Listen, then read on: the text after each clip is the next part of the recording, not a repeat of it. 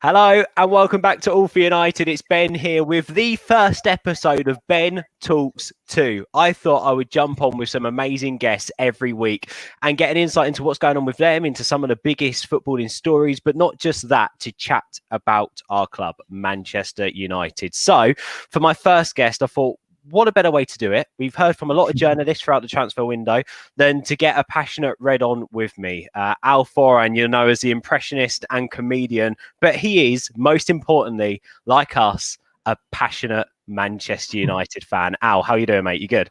I'm good, Ben. Yeah. I suppose I'm a little bit better than I was on Monday evening, but yeah, I'm good, mate. I'm good. Mate, that transfer window was tough, wasn't it? It was Yeah. so tough, especially deadline day. I was watching it. I was like, literally anything could happen. Ronaldo could end up coming back before the deadline. We could end up with them in, Sarr from Watford. We could end up with a League Two player at this rate. Like, you just didn't know what was going to happen on deadline day. Yeah, it was crazy. Honestly, it was crazy and surprisingly underwhelming at the same time. Like we knew about the Telles and Cavani deals, I think 3 days prior to deadline day. But I think, the two young lads coming in, that, served up a bit of excitement when you kind of heard of their potential through some of the sources on Twitter. But all in all, yeah, the main target was missed out, and it was kind of unfortunate. And everyone was in uproar, and the Dembele links were mental as well. Yeah, I was going to say that depending on who you listen to, maybe none of Ollie's targets were got this summer as well from the reports that have come out since, which is quite interesting. We'll come back and talk about transfers, but quickly, Al, I didn't put this in my prep notes because it's literally just broken the news. And you and I, first and foremost, are football fans. And I don't know if you've seen this, but the Premier League have literally just announced that the games that we used to watch either for free or through having a Sky Sports or BT Sport prescription that would be known as the average 3 o'clock kickoffs, where they're spanned throughout the day. I think they're going to go back to being 3 o'clock kickoffs, and you're going to have to pay 15 quid to watch them for a box office. So that means potentially, I don't know if it's been confirmed yet because there's conflicting reports that it won't come into play until the start of November. But could potentially Man United and Newcastle be one of those games that you'd have to pay an extra £15 fee for? Just quickly, mate, hearing that, what's your reaction to that? Because for me, I've gone onto Twitter and I said I'm paying 60 quid already for a subscription to both BT and Sky Sports. I've also got the Now TV app, just so you know that I've got that there as well in case I'm out and about and whatever. Because for whatever reason my BT Sport app costs more money, and so does having a Sky Sports app.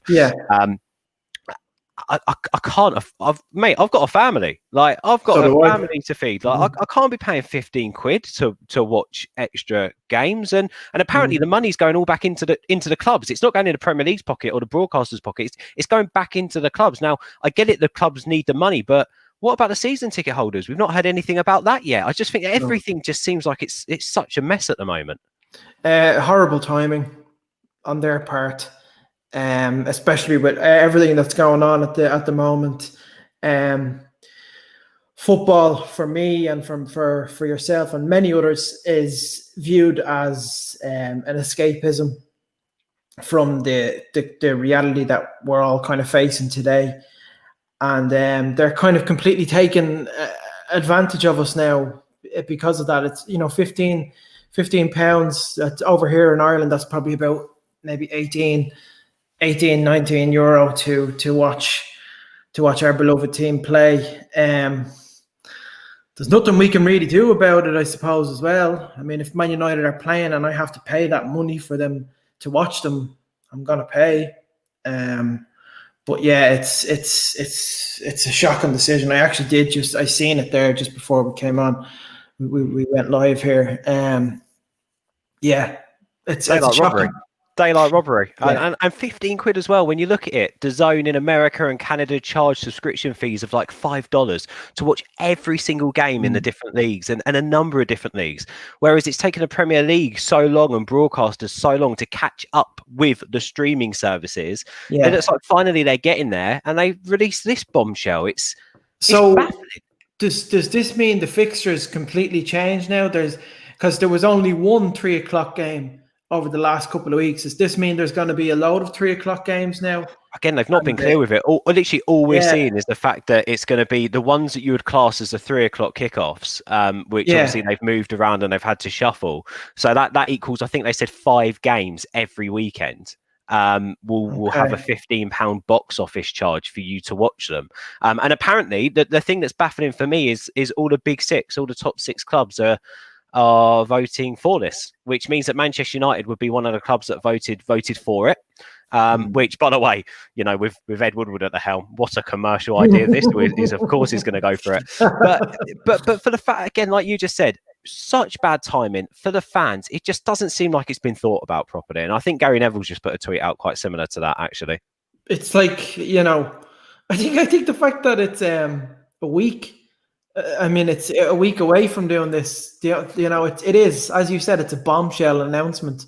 And it's taken many people by surprise. And I don't know, it could go one way or the other. People could just accept it, or people will just start doing like what a lot of fans do. I see on Twitter, they just illegally stream the games. Well, this is what I mean. And obviously we don't condone it at all. But the Premier League and all the broadcasters sat down this summer and going into the new season, and even before the pandemic, really, were doing so much more to stop illegal streaming. Like they were putting so much more in place to stop it from happening. That now, like families and people who cannot afford that money, how else are they going to watch the club that they love? And I'm not being funny. Football I think football is an addiction. It is a passion. You know, it does become part of your life. So if Manchester United are on, you know, I'm maybe lucky that I've had Sky Sports and BT Sports all the way through growing up and all the way through to now, that I don't miss a game. If I'm not at the stadium, then I'm watching it, you know, on the television. But for people who can't afford that, like they're going to have to try and find a means and a way to watch it. And what's the only solution then? It's kind of picking up a stream. It's crazy. But I'd say moving on to better times, not really. But let's move on to having a sole conversation about Manchester United. Then we spoke there about the transfer window out, and let's kick it off quite in so to speak a black and white fashion. Jadon Sancho. How does that name make you feel now? What's the name of that Katy Perry song? The One That Got Away. Not I Kissed a Girl and I Liked It. A different one. I think the briefs are out, you know, that we're going to get him next summer, and that's not going to be the case. They've pissed the lad off. They really have. He was waiting in the wings for this transfer. He was being very respectful to Dortmund, which I completely understand, because they were, you know, part and parcel critical to his development as a football player. So yeah, I think he's been let down big time, and I do not blame the lad if he goes to a Real Madrid, a Barcelona, Bayern Munich, or even, I hate to say it, a Liverpool next season. How depressing would that be? Imagine he ends up at Liverpool next year. He's been let down. He's been let down severely by Ed Woodward, and to think that you know, they thought that this was a chess match between themselves and Dortmund was just pathetic. I think even the alternatives, you know, there's no alternatives. We brought in Pellistri, and we've brought in Traore. 2 young lads, 18 years old. I don't know what they were. You know, they look very exciting. I'm hearing great stuff about Traore in Italy, but he's only played 25 minutes of football. So I think the way they saw it was Cavani is some kind of the replacement to Sancho in terms of the potential impact he'll make on the team. But this is a player who's 13 years older than Jadon Sancho. Yes, he has a lot of experience in Europe. He's PSG's all-time goal scorer, but he's 33. It's another Zlatan. It's another kind of Falcao signing. Not to say Zlatan was brilliant when he was with us, but Zlatan was a quick fix signing. And this is what Cavani is, a potentially quick fix signing. It's not a Solskjaer signing. Solskjaer has been let down. He's been let down by the board. And I feel for the guy, because I'm starting to see a lot of the reports coming out about Poch. It's just this little narrative spin that they're playing, and they're using some fans as honestly they're playing fans big time here. It's a lot of fans hopeful of Poch coming in. Same cycle will happen again with Poch, I reckon. He's a squad building manager, isn't he, Pochettino? He always has been, and that's what Ollie was meant to do here. It was meant to be that he was actually going to be the catalyst to set up this squad to take us that next step further. And I think in some ways he's maybe overperformed. Maybe that comeback was him reaching his maximum potential as a manager, yet we still saw flaws. And now we're starting to see what happens when it all becomes a little bit disjointed and he, so to speak, doesn't really get what he wants. Looking at that window, though, Al, and looking at Tellez, Cavani, obviously we brought Van der Beek in, and then we've got the two young lads, Pellistri, and we've also got Amad Traore, who will not join till January. So let's just sort of go with the other lads who we've spoken about. Who are you most excited to see play? Who are you most excited to see wear a Man United shirt? Because for me, it's got to be having another new defender. It's got to be having, because I felt that Luke Shaw was at fault for so much that went wrong against Tottenham. And I don't know if you've seen the video of De Gea going, Shaw, no. It was just a comical defending. So for me, look, I don't think Tellez fixes our problems. But to see the fact that we're going to have someone there instead of Shaw is probably the most excitement I've got from this window. I think we know what we're going to get from Cavani, right? So for me, it's seeing the unknown in Alex Tellez. Cavani is an unbelievably intelligent player. His awareness as a striker is fantastic, and he'll be a great mentor to the young lads there. He'll be a great mentor to that front three, I suppose: Greenwood, Martial, and Rashford. And I think he'll be impactful in big games. Tellez is a very exciting signing, but all I'm hearing about Tellez is what he'll provide for us going forward, and his link up with Rashford. There's nothing really I'm hearing about how good he is defensively, which I'm kind of a bit worried about. But going forward, I've heard he's fantastic. Has a bit of pace about him. He has a fabulous cross on him, apparently. Incredible left foot. Yeah, so that's exciting, and it's competition for Shaw, which I think he needs. He needs that competition. He had it with Williams last season as well, but I think this is a proper. This is a guy who's coming to take Shaw's place. So it's a big test for Shaw. This, isn't it? It's a massive test. Huge for Shaw. Test, and I think we need a player as well at right back to challenge Wan-Bissaka. I don't know what's happened to Wan-Bissaka since the restart, really. Well, let's talk about that, Al. Seeing as you just hit on it, what has happened since the restart? You're watching it like me as a fan. I get to come on and have a rant. You don't. I know that you tweet quite a bit, but I like to say that you're actually quite level-headed on Twitter. So this is why it's fantastic speaking to you now. What have you made of the restart, and what factors do you think are at play here? Because I always make clear, look, we cannot forget how important a pre-season is, and we literally haven't had one. Before that Crystal Palace game, some of those players were only at the club for 3 days. Yeah, So give us your thoughts. What have you made of everything since the restart? Are you talking the restart from June? Just this new season, really. So Palace, we've had a couple of cup games, and obviously what happened, the dismantling against Spurs, which is the only way that we can call it. To be fair, it's been disastrous, and I think a pre-season is vital to any team. Before the start of a new season, because I mean you saw them in pre-season last year. They were so sharp. Greenwood was performing, breaking into the team. He was playing actually a lot of the young players, and it was just it was ideal. It was ideal for United. That pre-season last year, and then this year, I mean, get to the Europa League semi-final, and then there's kind of a 3-week break in between that. And Bruno, I think Bruno's wife had their second baby, so he was obviously that's a natural and important distraction for him, a positive one too. So he was kind of caught up in that. And Pogba, I know he's getting a lot of slack. He's getting a lot of flack at the minute, but he tested positive for coronavirus, and I think he went back into training maybe 4 or 5 days before that game. He shouldn't have played. He shouldn't have played, because he looked absolutely shattered in that game. So yeah, there was issues with sharpness, massive issues, and defensively, my God, Maguire, he's had all that trouble in Greece as well. He's still getting a lot of flack for the way apparently he handled Martial getting sent off against Spurs. But apparently before that video clip was shown of him saying it's violent conduct, he was actually questioning the referee. He was in the referee's face.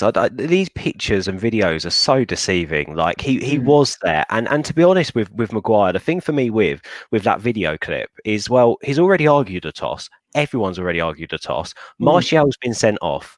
What more can you do? Like at that point, the decision's done. The decision's over. So what do you want Maguire to do? To get himself sent off? Well, what's the uproar going to be like if Maguire gets sent off for slapping the ref around the face? Well, we all have more respect for him in that way. That makes him a better captain. I don't think that makes him a better captain at all. So I think it's social media, mate, isn't it? It's because we can't go into fans and into stadiums, and vent frustration. We're seeing a lot of frustration be vented that isn't, so to speak, the real problem here in some ways. Although with Pogba, let's chat about Pogba quickly. How worried are you about Paul Pogba? Because he's made these comments as well about Real Madrid. Look, I think as fans, we've always, no matter whatever crap Graham Souness says, right, we're backing him. He's our man. He's Paul Pogba. On his day, he's a world-class midfielder. Yeah. But I agree with the people who says we've probably seen that side of Paul Pogba. We can count it on one hand, potentially. I agree with those. But I also feel like he does a job that is extremely underrated in the side sometimes, which means he doesn't have to put in a world-class performance, especially after the lockdown break that we had.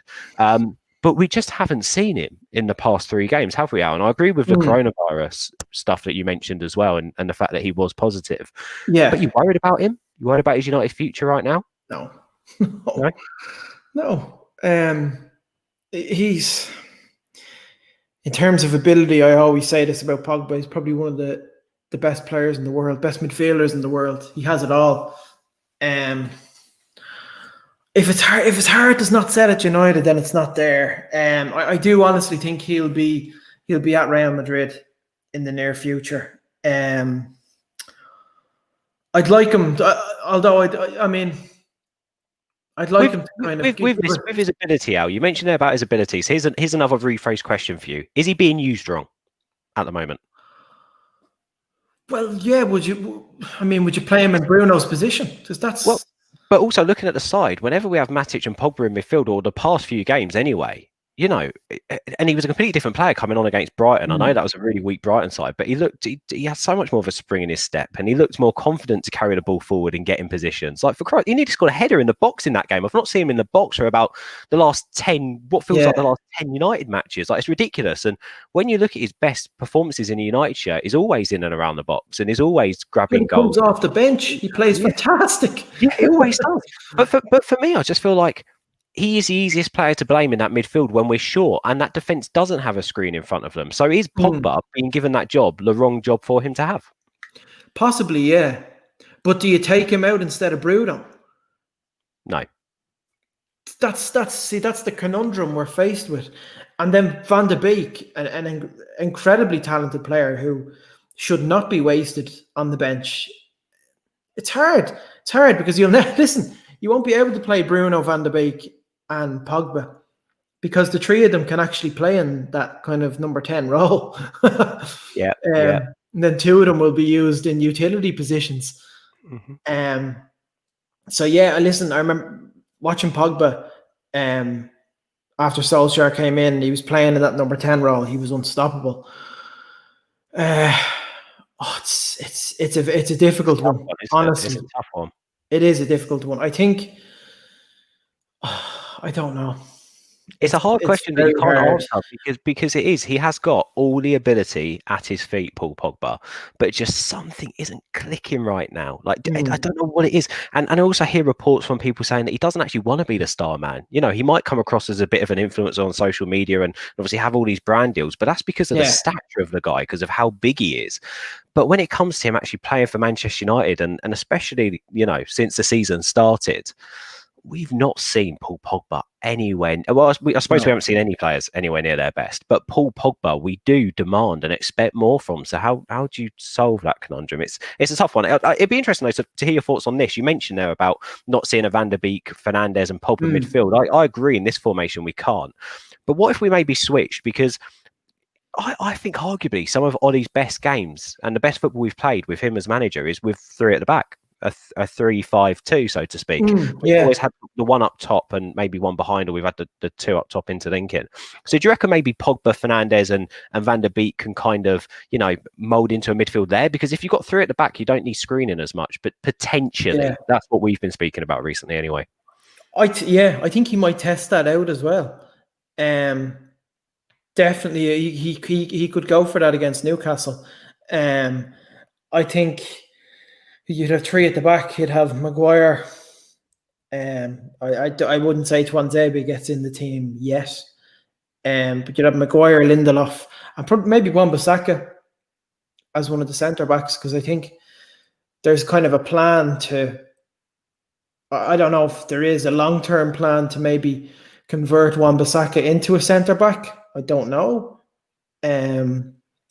Because he's so defensively good. But who do you play in that wing back position ahead of him? Who do you put there? Tough, isn't it? It is a tough one. The lot was there.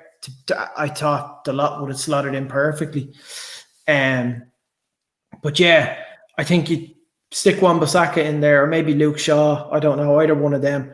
I know Shaw played in the back three, and then Telles is perfect as a wing back. Yeah, Shaw was against Chelsea. Do you remember his performance, Shaw, in that back three against Chelsea? It was brilliant. Fantastic.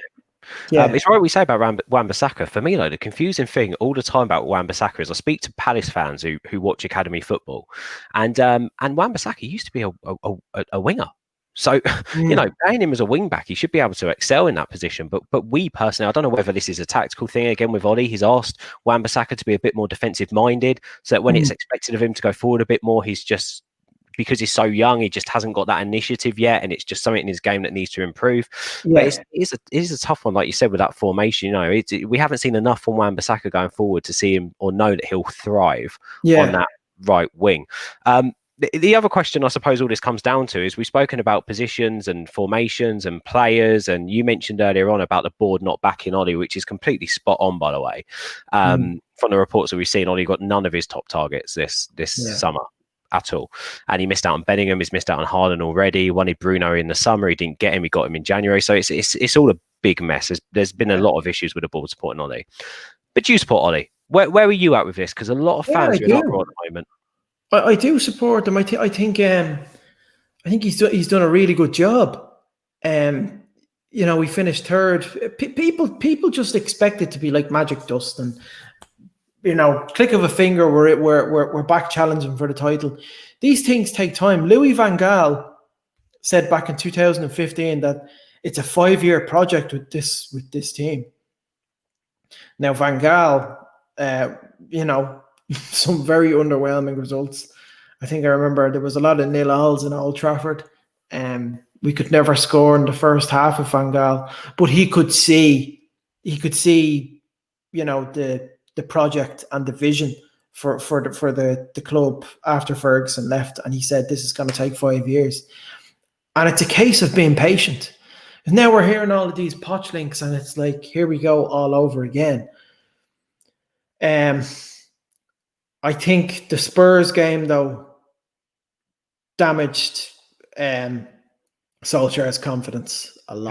How did that game make you feel, mate? How did that game make you feel as a fan? Because I was devastated. Yeah, numb. I was numb. I was expecting it to be 8 or 9. Honestly, it was that bad.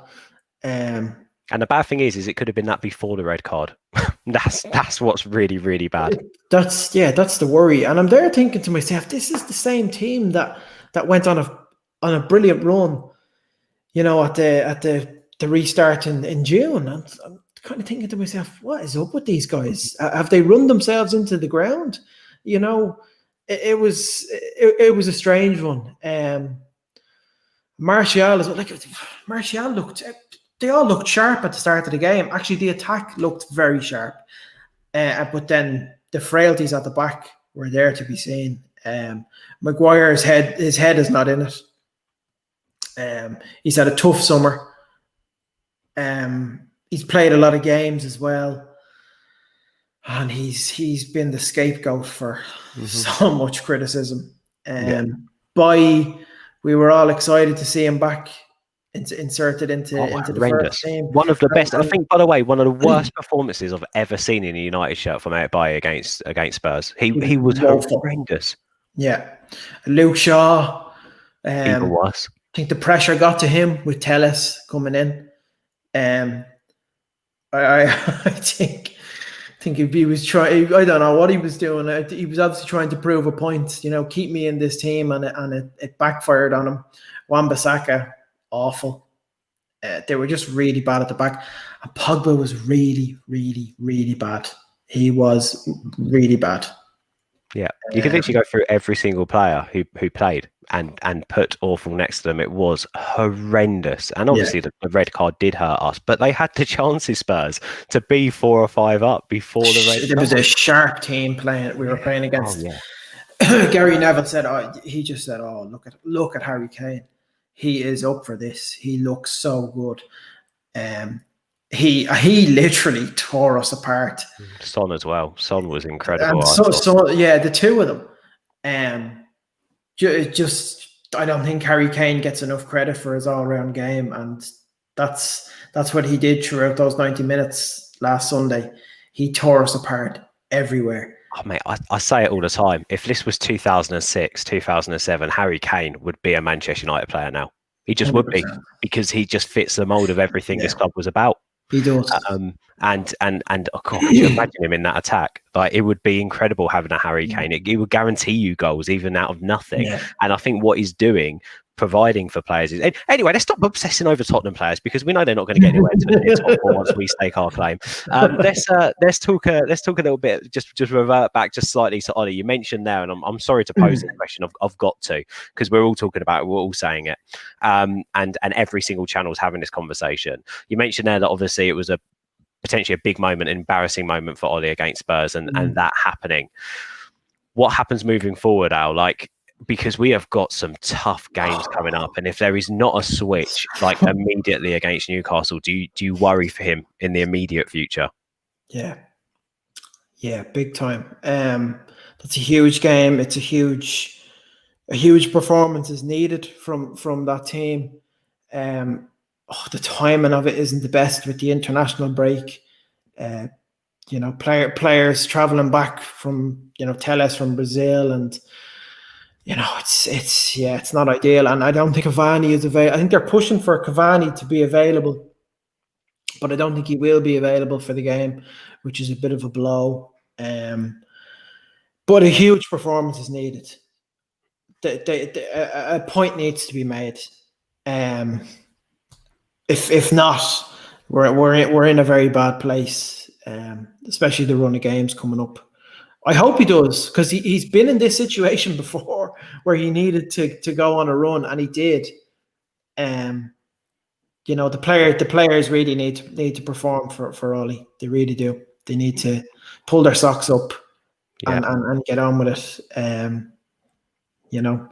Well said. Really well said. They do. And let's hope they come back from the international break with renewed confidence and mentality, because we know sometimes walking back in at United, it can be literally like walking back into having death behind you and following you around everywhere. Yeah. That mentality shift doesn't change from past experience. But let's move on slightly and on to more positive terms. Next Thursday, I'm going to be doing another one of these with a really popular French journalist who resides out of Paris, and we're going to be looking ahead to the fact United are back in the Champions League. How excited are you about this group. And to be honest, just to sort of say we're going to be playing against PSG, we're going to be playing against Leipzig, and they are going to be two massive games for United, back under the floodlights. You know, Europe, the elite European football competition, and we're back involved. How amazing is that? I bet that's a fixture you're looking forward to more than Newcastle now. I can't wait. Honestly, I can't wait.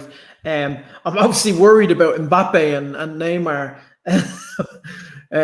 but I think it's gonna be a great fixture. And you know, if we get that result against Newcastle, it's a good bit of confidence going into that game. Hopefully, you know, Martial will be available for that game as well. Hopefully, we get a good performance out of the front three. It's exciting, but obviously I'm very wary and worried of Kylian Mbappe. I think this is the year where he is going to stake his claim as, you know, the number one in the world. I feel like he's up for it, you know. Yeah, I know where you're coming from. He's a fantastic footballer, an absolutely incredible footballer. Cavani could want to prove a point as well, because I think he was left in the wilderness by PSG, and that hurt him a lot. With, you know, especially with him being their, as I said earlier on, their all-time goal scorer. So yeah, that'll be an interesting kind of story going into the game. He won't start though. He'll come on.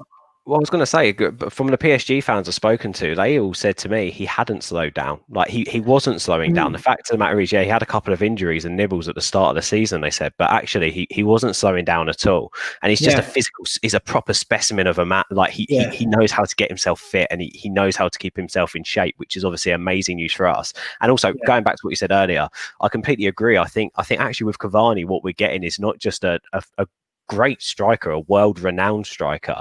I think what we're getting is someone to also add some tutorage to the likes of Marcus Rashford and Mason Greenwood. And there's no, by the way, it's no coincidence that we bring in the young Uruguayan lad when signing Cavani. That's happening for a reason. And the club clearly have great faith in the fact that, you know, Cavani can really click with the lad and help mould him into a fantastic footballer. So I think, you know, a bit like what I said with Thiago Silva at Chelsea and all the young defenders around him, I think actually, you know, the best part of that signing is going to be the fact that he's going to help those younger players get better. And I think it's going to be the same with Cavani.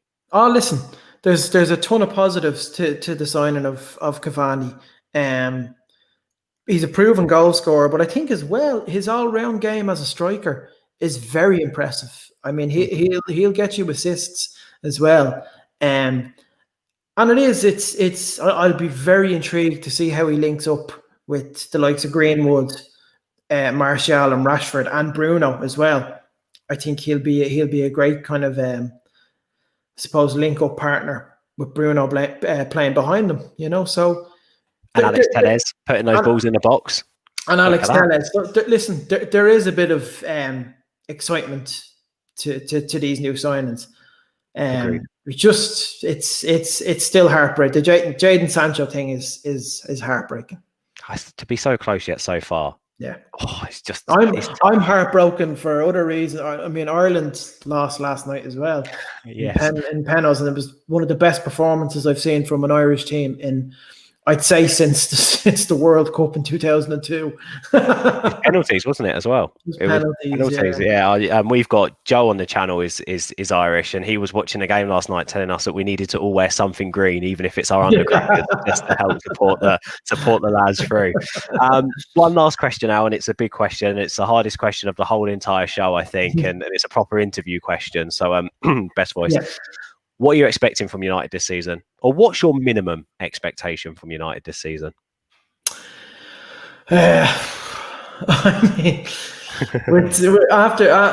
when we beat Leicester and, you know, the Champions League was secured, I was thinking to myself, a couple of signings in here now: centre back, right winger Sancho, and maybe and a midfielder as well. It completes us. It could potentially put us up there with City and Liverpool. The start of the season has been absolutely appalling. Honestly, I think. I mean, Last season when we beat Chelsea 4-0, I still said after that game, top four. That's the target, top four. I will be so happy. And this season, I think the target now is still top four. It could have been different if we'd brought some players, some of those key signings in, but we didn't. Top four is the target for us, and a trophy. They need to win the trophy. A trophy is very important. The League Cup and FA Cup, Champions League is very unrealistic, but that would be an incredible dream, a miracle. But yeah, I think go an FA Cup, something like that is needed, and top four for them to progress on to next season. I'm expecting big. I mean, I know we're a couple of games in, but I'm expecting big things again from Rashford, Martial, and Greenwood. Mm-hmm.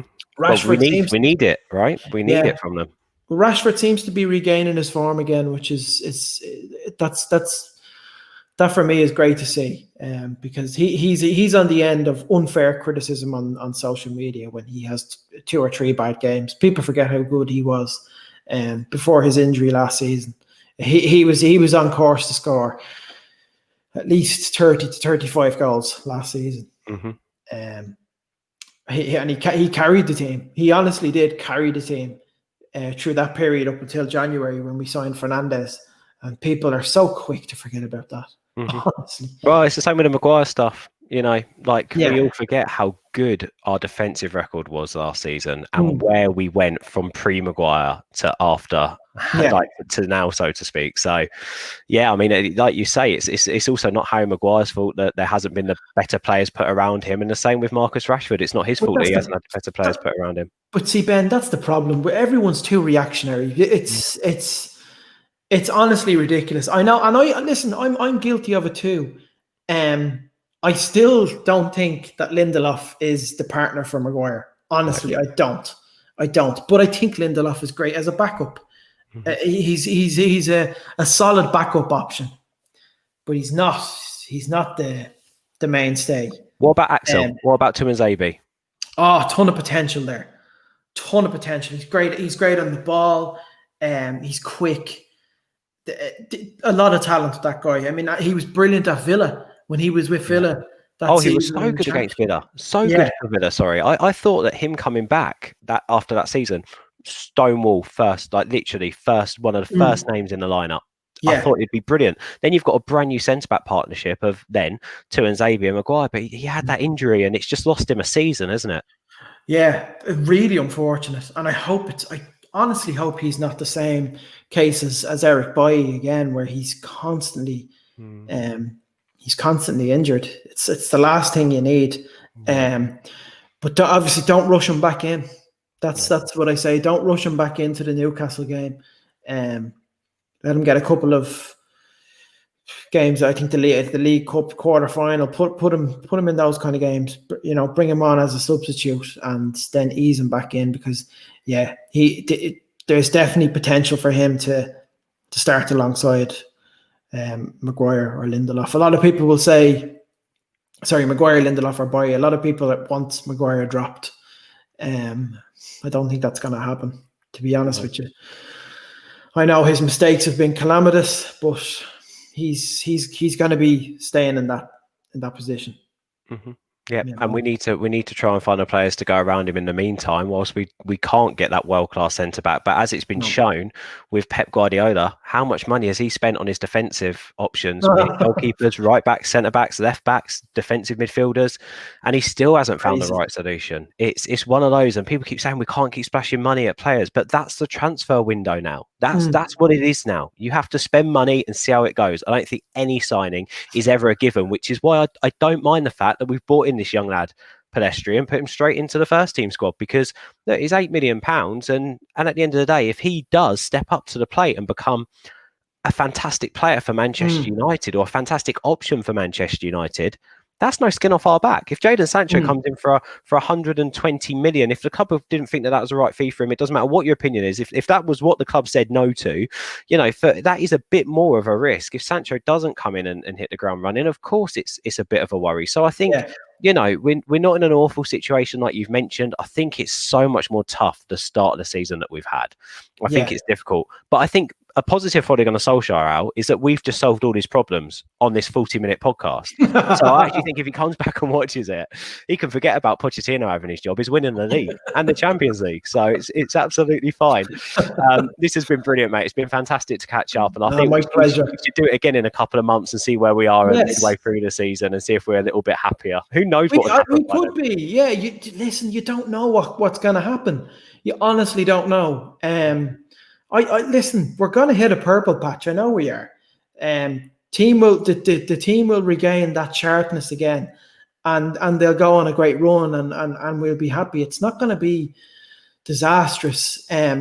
It's just people are just so reactionary and apocalyptic, you could say, in their views at the start of the season. Yeah, it's frustrating and it's hard to watch, but listen, I'll be tuning into Newcastle next week, even if it is, whatever, €18. Yeah, if you haven't seen that bit, by the way, and for some reason you skipped the start, go back and watch that because I can't believe what they're doing. I can't believe what they're doing at all. Al, thank you for jumping on, mate. Thank you for being my first guest. I really, really appreciate it. Where can people go and find some more of your stuff? And next time, what we'll do is, should we do an impression? Should we do an impression now, Al? Should we do one so we've saved the best point to the last? Of course, mate. Yeah. Should we do one? Who shall I have a quick little chit chat with? Well, of course, if you want to talk to the manager, absolutely tough period for us from the start of the season. Hopefully it gets a lot better after the international break. We've brought in some players, may not be the targets that I was looking at, but they might improve the team. Edinson coming in provides that experience, so of course we're absolutely delighted to have him on board. I love it. And can I just have one? Can we have one last Louis van Gaal quote, please? Of course. I think a lot of the Manchester United fans, Benjamin, are very frustrated with Ed Woodward. And I say to them, you fools, if only you saw that 5 years ago when he wouldn't sign any of the targets for me. Do you know what I think we need? I think we need Louis van Gaal to be like one of those political campaigners, because I think whoever he goes on board with, whether it's Trump, whether it's Boris Johnson, or whoever he's working with, they're getting elected. They're going to end up in power. I think for me, my favourite Louis van Gaal moment was the sex mechanisms. Remember when he was talking about Fellaini pulling the hair? He said, masochism. Masochism, that's it. Al, thank you so much, man, for gracing us with your presence. Where can people go and find you online? Yeah, they can find me. It's Al Foran Comedy on Twitter, @impressionist Al. Al Foran Comedy on Instagram, and it's the same on Facebook and on TikTok if you use that. I think I'm a little too old for that, but sure, look. Mate, got to be on it. You're smashing it, mate. And I have my own podcast as well. Mate, we'll go and check it out. Thank you so much, and thank you for coming on the show, buddy. Really appreciate it. Guys, subscribe to All for United. Smash a like on this video if you loved it, because we certainly did. And we'll be back next Thursday with another Ben Talks 2, and it's going to be all centered around the Champions League. Cheers, Al. Thank you, mate. Cheers, Ben.